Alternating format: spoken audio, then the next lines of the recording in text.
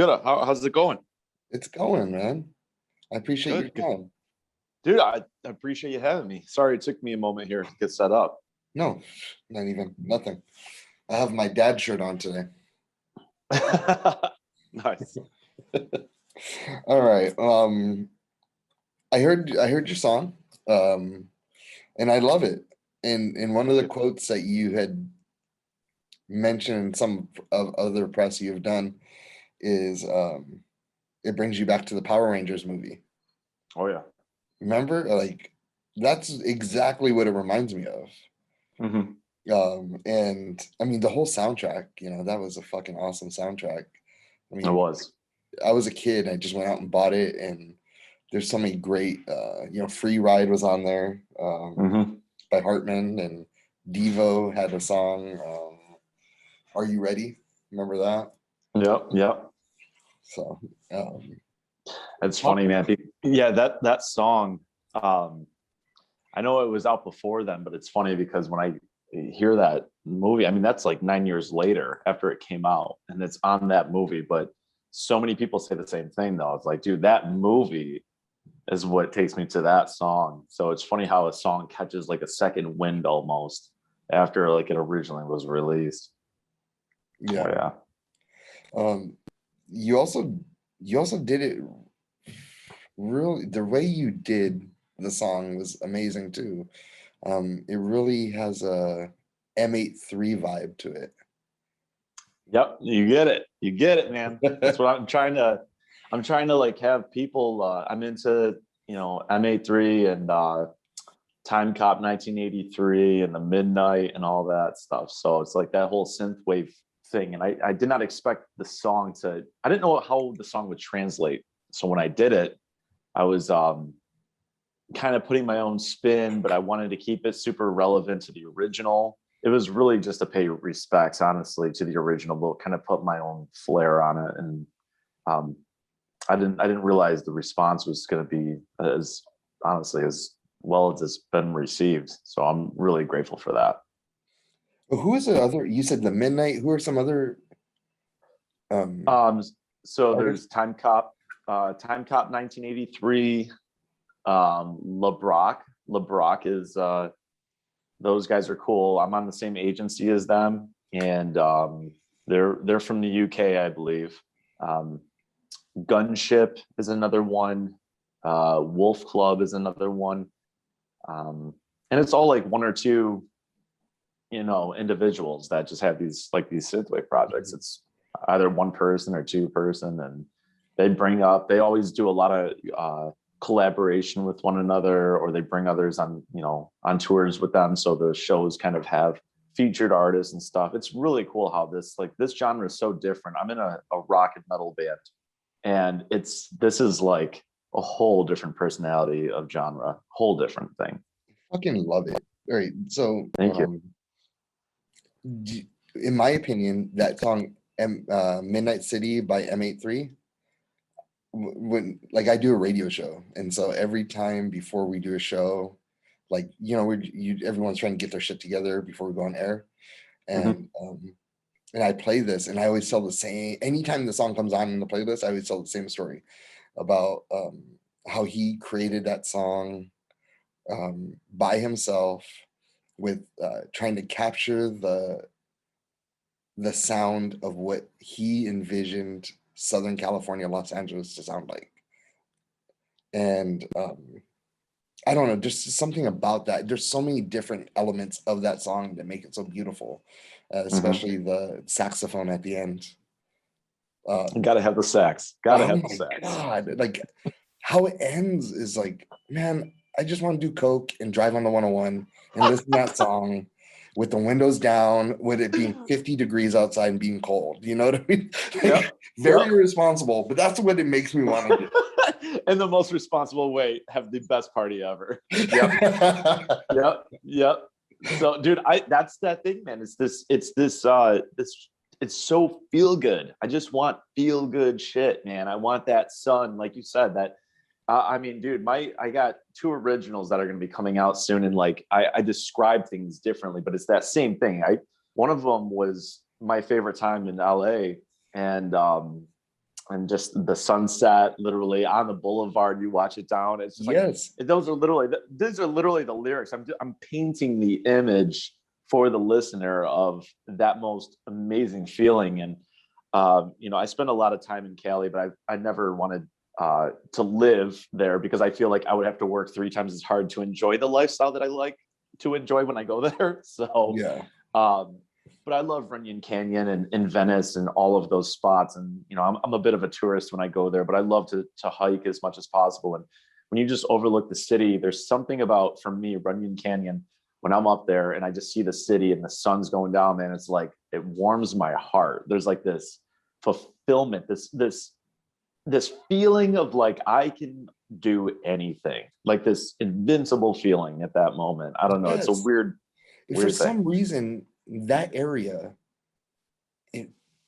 I go there when I need to be inspired. Yeah. I need to feel like the world is okay to me. Because sometimes, especially in our environment now, we are constantly, you're scrolling through and it's a race issue or it's a political issue or it's always an issue. Yeah. And it just bogs down who your spirit is. And for some reason, when I go and when you're describing those sunsets, and maybe it's 3 o'clock or 4:30 or 5 o'clock on a Saturday afternoon, there's nothing due tomorrow. For that one moment, it's okay. Yeah. It's amazing, and especially the way you put together the song is amazing too. It brings those, I don't know, the synth sound brings out the feeling of California. I don't know how else to describe it. No, it's very West Coast, man. It's so West Coast. Like I said, I spent a lot of time there, and LA is, to me, it's gorgeous, man. I love LA. I love everything. I love West Hollywood. Usually when I go, I stay in West Hollywood just because my family's kind of around that area. But again, Pasadena, and again, I'm such a tourist that I went to where they filmed ET at the ET house, like the original, I mean, I didn't go in their yard or anything, but I'm like fanboying, like just in front of like anywhere Spielberg shot something or something. And like, and all those moments, man, all those places are like ingredients into the songs that I'm like writing, this genre I'm going after. It's just the best moments of my life. And where I was, and ironically, most of them are like in warm weather, palm trees, sunsets, California, boardwalks, all that stuff. So, and just, high school love. It's also like the movies we grew up on, Fast Times at Ridgemont High, and, like the old, God, what did I watch yesterday that I freaking was just cracking up to all over again? Just, like Weird Science and Monster Squad and all those movies, man. So it's like, Breakfast Club, all that stuff is literally like ingredients for this type of music. And you want the most feel good stuff. The saxophone, I had to include the saxophone when I heard this song. I slowed the BPMs down a little bit just to kind of make it more of that groove. Other than that, we didn't really change much. We just made it more synth bass versus guitar bass. But the synth was already in there, man. I mean, Eddie's was a big fan of synth. I mean, he played keys and he was damn good at it too. So we just kind of took their mix and just went more synth driven with it. So it is amazing. Have you heard of a band or a gentleman that goes by the name Dayglow? Dayglow? Yeah. He's heard of. I feel like that sounds very familiar. Maybe a couple of years ago, you might have heard of the song "Can I Call You Tonight"? Can I call you tonight? Oh, anyways, his album. He has a new album coming out. He's actually the cover of this next month's issue, and his whole album is synth driven. Nice. And like I just fall like. I love it. I love that sound, and maybe it's just aging myself, or maybe it's nostalgia for me. But there's a part of it that it calms my heart more than other music. So I know what you're saying, man. I know exactly what you're saying. We share that same feeling, man. I don't think it's not showing age though. It's inspired by our generation, sure, or generations before, but like it's not that though, because it's like so modern at the same time. Like there's a modern nostalgia. It's like from what I've been reading and how everybody's been responding, it's like it sounds like it's from the 80s, but it's done today and it's modern. So there's like this whole, you know, it's contradicting when you say it out loud, but I get what people are trying to say and I totally get what you're feeling. So there's something about that. Is the next, what's a sort of ironic is just by happenstance, today's 3/16, which is Wolfie's birthday. No kidding. Wow. Yeah. Van Halen has a song 3/16. Mm-hmm. It's about Wolfie. Okay. And I was supposed to interview him today, so for his album. No kidding. And he had to cancel, but I ended up just scheduling you on the same day. It's just strange. It's just a weird coincidence. With your next album coming out, do you have, what is it, or with your next songs coming out, what is the direction you're going in? Very similar to what I released. The originals are just the same vein. Nothing's going to be too different. Just more of that feel good. A lot of the same instrumentation that you heard, same synth sounds, same digital kit sounds, same like saxophones back in there. So we it's really a lot of the same, but now you're just going to hear my writing versus, you know, a cover. But yeah, it's the same feel good stuff, man. That same nostalgic feel. And maybe I'll send you a preview of it soon. Oh my God. As soon as we get a release date, we'll send it over. I mean, you seem to be a big fan of this stuff, man. So that's cool. I definitely want to get it over to you. Before I even asked Shauna about you, I was listening to your song. I probably listened to it like 1,000 times. Nice. Anytime I'm working out or, you know, going for a jog, it's in my rotation. Oh yeah, thank you. I loved it that much. Thank you. What do you, when you're creating, how do you create in this environment? I'd imagine, you know, creating in your other band, it's a little different than in this.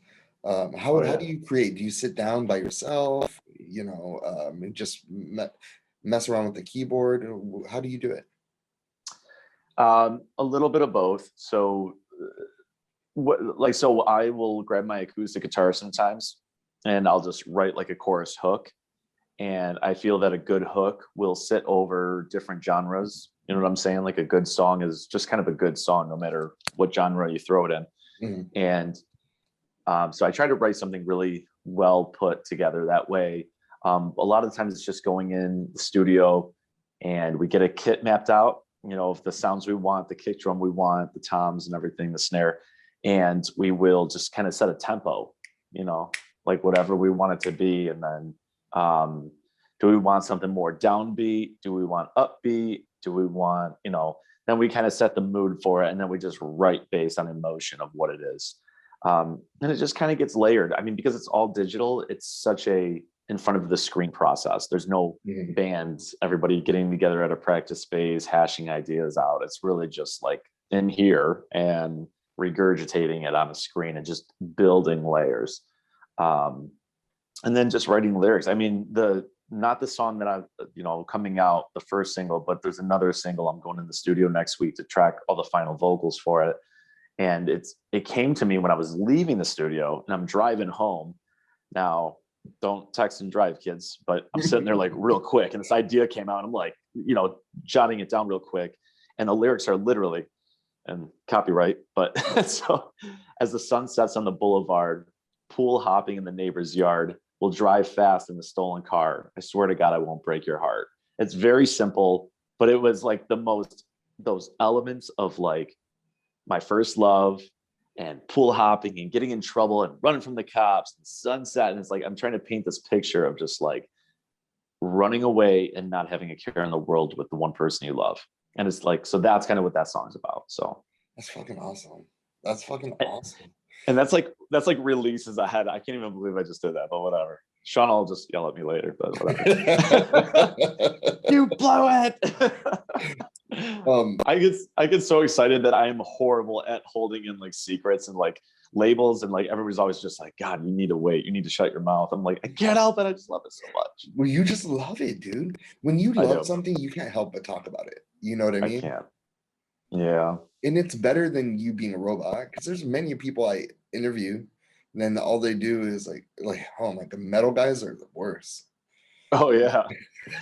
Hey, how was your day? Good. Tell me about the album. I like it. It's real good. We put a lot of work into it. Oh shit. I'm like, oh, search other interview questions I've had in my past. Dude, yeah. You know what's funny is like I sing in I write for a rock metal band called Outlier, and Shauna also represents us as well for that. But it's so funny because it's like, again, but I'm not the typical like metal guy. You know what I'm saying? I'm not like, oh, there you go. See, there it is. That's literally part of what metal guys do. They just throw shit.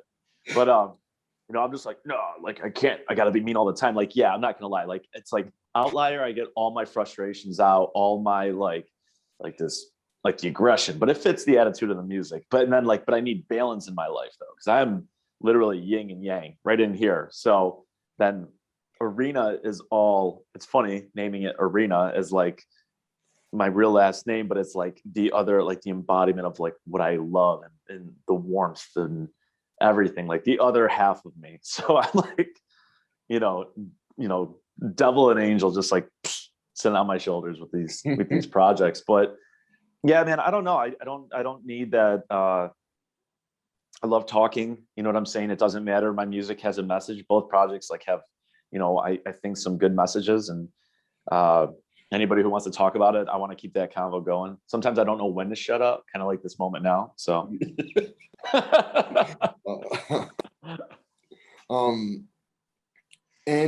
you worked with JD from Ice Kills 9 on this one. How did that collaboration work, and how did you like it? How did you enjoy it? So JD's one of my best friends. We grew up in the same music scene together, and JD's the producer of Outlier, my other band. And so we already have history of writing and working together. And when I took this, I've been telling him I've been wanting to write this for like 3 years. I've been wanting to do this project for 3 years, but Outlier was so busy with tours and constantly being in the studio, and just, we had a lot going on. I didn't have a dull moment to just take studio time, book it out for myself, and just create. So I started working on this last, I believe, late spring, early summer. And I wanted to cover Van Halen back then.